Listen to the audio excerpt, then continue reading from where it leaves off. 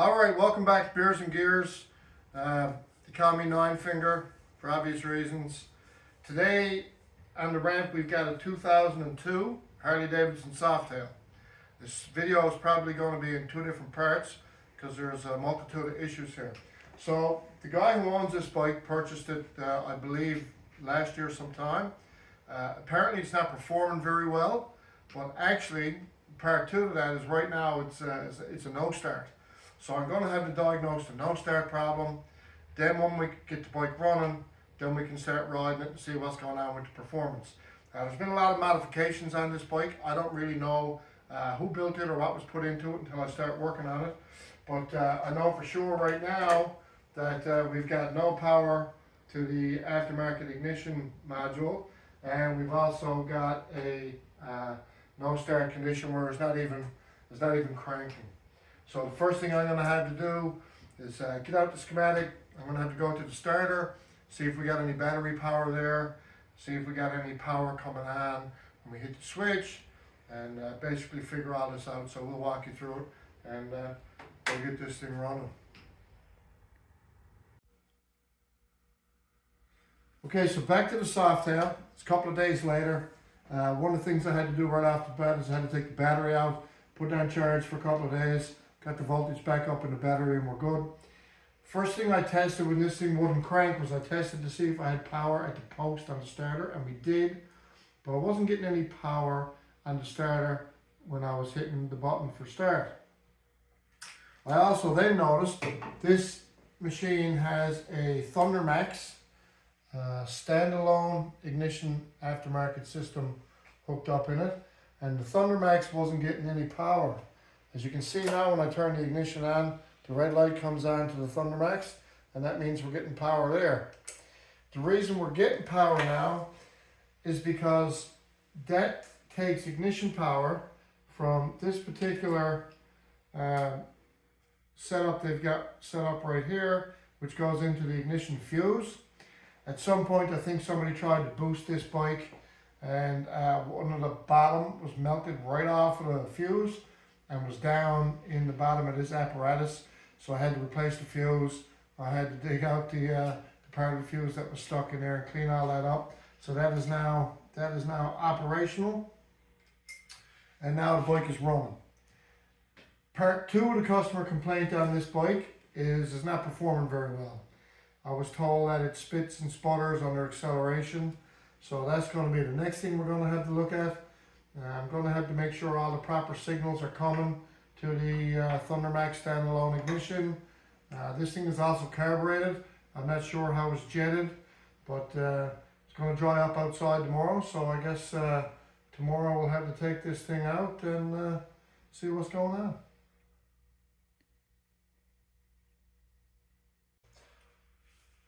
All right, so we got the Softail running.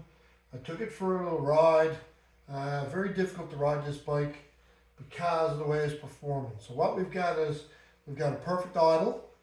The bike is not bad at high speed, but mid-range acceleration, useless.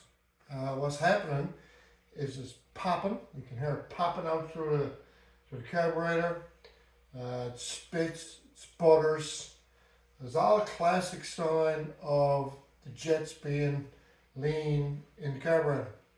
So I'm going to have to pull off the K&N high flow air intake. I'm going to drop the ball on the carburetor. I'm going to have to see what size jets are in it, and maybe a little jet adjustment, and we can get this thing up and running. So stick with us, and we'll see if we can get her squared away. Okay, we got the K&N high flow air intake off the bike. It just basically bolts right here, right onto the face of the carburetor with 4 bolts. And now we're going to go and pull the bowl off the carburetor. And there's 4, you see on each corner. Each of the 4 corners has a screw. So we're going to remove those screws.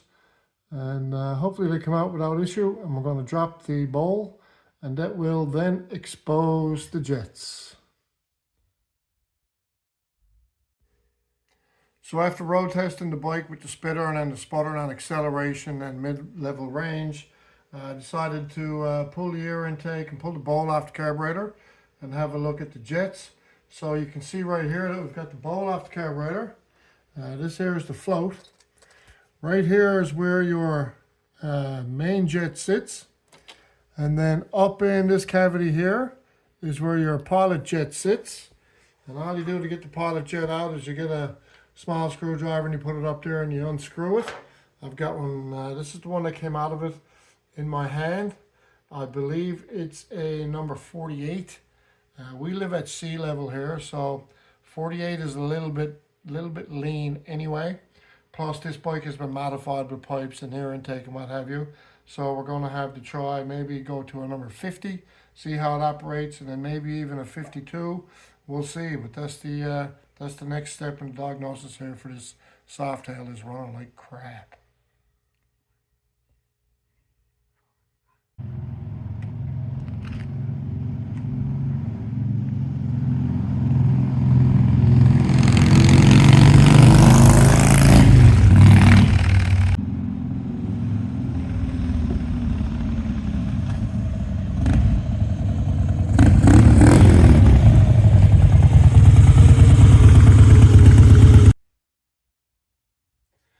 So the Softail is rideable now. I put the jet in it, the pilot jet. I put a 50 in it. Certainly rideable. Still got a couple of little spits and spurts. It's going to need a 52, so I'm going to go ahead and put the 52 in it. But for the purpose of this video, that's it. So just a couple of things that we should have learned from this particular bike. When you're charging a battery in a Harley, make sure you charge it at 2 amps or less. If you're going to boost the bike, make sure you're very careful because you can end up with some fuses melted and do some other damage to some wiring there. The other thing we should know is if you're going to put high flow components on your bike, like this one's got the K&N high flow filter, it's got a set of high flow pipes, you are going to have to adjust the fuel. This particular bike is carbureted, so like we showed you, we had to take the bowl off and replace the pilot jet. In this particular build, if your bike is fuel injected, then you're going to have a map or a flash. But just don't start buying parts off the internet and throw them at your bike and think it's going to perform, because that's not always the way it is. So that's it for this episode of Beers and Gears. Our 02 Harley is back on the road and ready to go for the summer. And we'll see what we got coming in the shop next. Beers and Gears.